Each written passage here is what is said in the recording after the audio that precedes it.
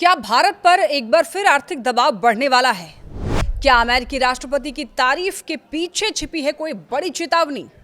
और क्या रूस से तेल खरीदना भारत को महंगा पड़ सकता है? इसका जवाब आइए आगे इस वीडियो में जानते हैं। नमस्कार, मेरा नाम है लक्ष्मी। अमेरिकी राष्ट्रपति डोनाल्ड ट्रंप एक बार फिर देखिए भारत को लेकर बड़ा बयान देकर अंतर्राष्ट्रीय राजनीति में हलचल मचा रहे हैं। एक और वो प्रधानमंत्री नरेंद्र मोदी की खुलकर प्रशंसा करते हुए नजर आते हैं, दूसरी ओर भारत को टैरिफ बढ़ाने की सख्त चेतावनी भी दे डालते हैं।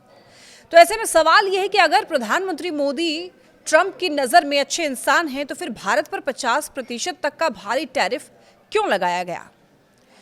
अब देखिए, ट्रंप ने यह कहा कि प्रधानमंत्री मोदी जानते थे कि अमेरिका भारत द्वारा रूस से तेल खरीदने से खुश नहीं है और ट्रंप के शब्दों में मुझे खुश करना जरूरी था। ट्रंप ने साफ इशारा दिया कि यदि भारत रूस से तेल खरीदना जारी रखता है तो अमेरिका बहुत जल्द भारत पर और अधिक टैरिफ लगा सकता है। दरअसल अगस्त 2025 में ट्रंप प्रशासन ने भारत पर 50% टैरिफ लगाया था, जिसकी सबसे बड़ी वजह भारत और रूस के बीच तेल व्यापार थी। इस फैसले के बाद भारत और अमेरिका के बीच व्यापार समझौता लंबे समय तक अटका रहा। ट्रंप चाहते थे कि भारत अमेरिकी कंपनियों के लिए अपना बाजार पूरी तरीके से खोलें, खास करके डेयरी और कृषि क्षेत्र में प्रवेश दें। लेकिन भारत ने अपने राष्ट्रीय हितों और नीतिगत फैसलों से समझौता करने से इनकार कर दिया। भारत और रूस के संबंध दशकों पुराने हैं। रक्षा से लेकर के ऊर्जा तक दोनों देशों के बीच में मजबूत साझेदारी रही है और यही बात ट्रंप को लगातार असहज करती रही है। अपने ताजा बयान में भी ट्रंप ने इसी नाराजगी को दोहराया है।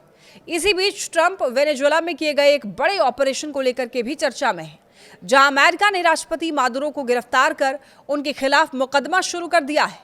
ऐसे में बड़ा सवाल यह है कि क्या वेनेजुएला के बाद अब ट्रंप भारत पर दबाव की राजनीति तेज करने वाले हैं? क्या टैरिफ के जरिए अमेरिका भारत की विदेश नीति को प्रभावित करना चाहता है? और सबसे अहम सवाल, क्या भारत वैश्विक दबाव के आगे झुकेगा या फिर अपने रणनीतिक फैसलों पर अडिग रहेगा? इन सभी सवालों के जवाब आने वाले समय में भारत अमेरिका संबंधों की दिशा तय करेंगे और पूरी दुनिया की नजर अब दिल्ली और वॉशिंगटन के अगले कदम पर टिकी हुई है।